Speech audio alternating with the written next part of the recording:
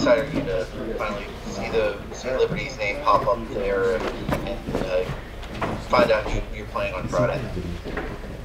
Well, it's all speculative until you see the official bracket. So, obviously, excited to know whom to prepare for. That being said, when you see the Oklahoma State Cowboys come up on the screen, the first thing you think about is Cade Cunningham, next year's #1 draft pick, and Coach Boynton's a good friend of mine who's done a fabulous job there, and they're one of the hottest teams in the country, and it's not just a one-man band there. So a lot of respect for them, and obviously we will have our work cut out for us.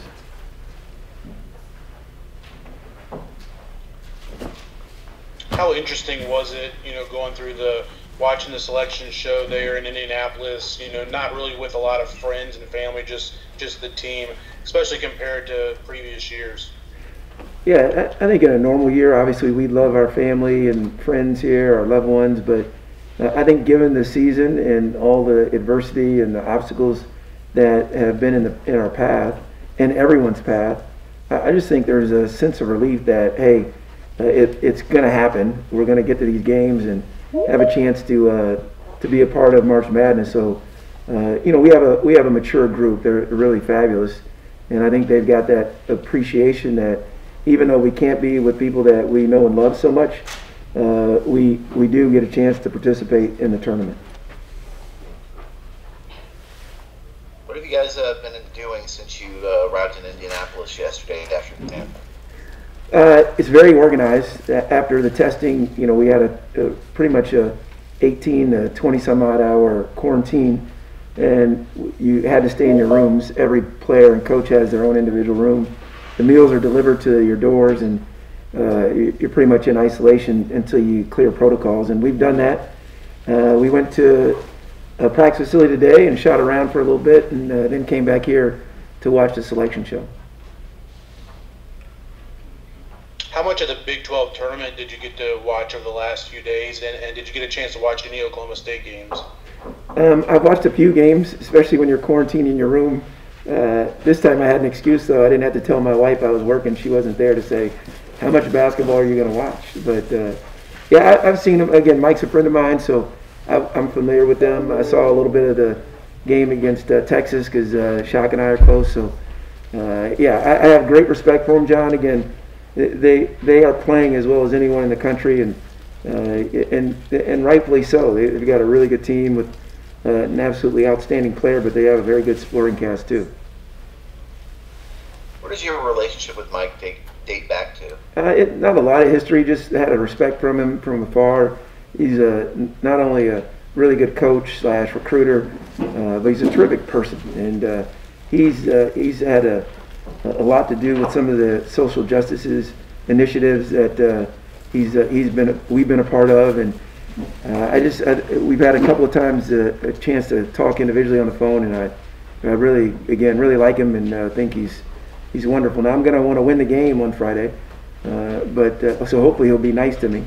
But yeah, that's my relationship with him. Go ahead, Alex. Hey, Coach. What has Kyle Rode meant to your program, and what has he done this season to help lead this program to the big dance? I know he played some pivotal minutes there in that conference tournament for you guys. Yeah, Kyle Rode is so undervalued. If you're a stat sheet follower, you'll probably not notice him as much. He just not only is he like having a coach on the floor, but he's really efficient and stays in his lane. I just think it's understated when someone knows their role and they try and star in that as opposed to maybe jump out and get all the headlines. And he's a great leader on and off the floor. And what does he bring our team? He ties it all together. He's really like having a coach on the floor.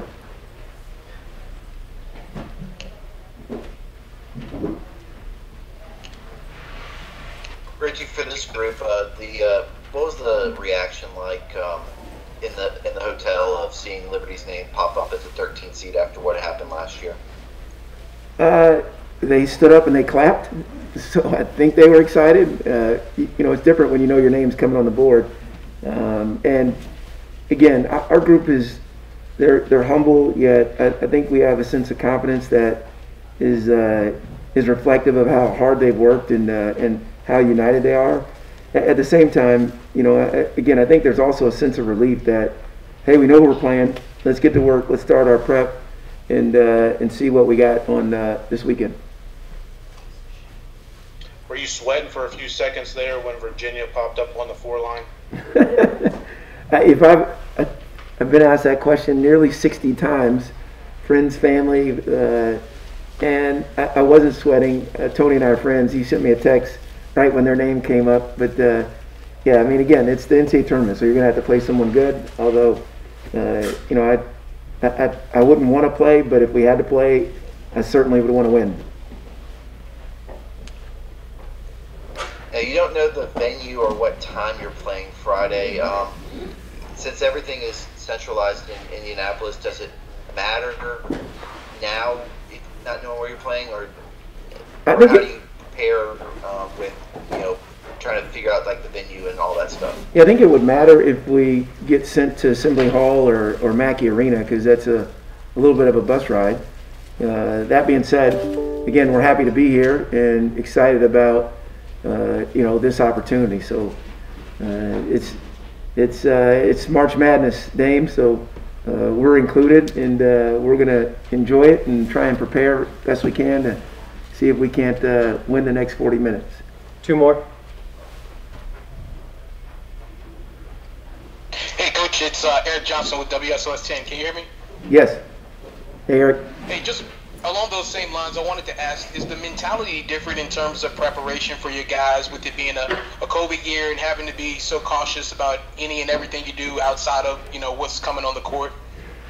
Eric, thus far in Indianapolis, the organization is really good, and obviously they've paid attention to the details, because every move is scrutinized, and health and safety of our student athletes and the travel parties are paramount. So I think understanding those protocols, again, we appreciate the opportunity and we're going to adhere to them, but we're also going to prepare in such a way that gives us the best chance to have success. But I can't reiterate enough, I think our guys are just happy to know who they're playing and to play on a stage like this.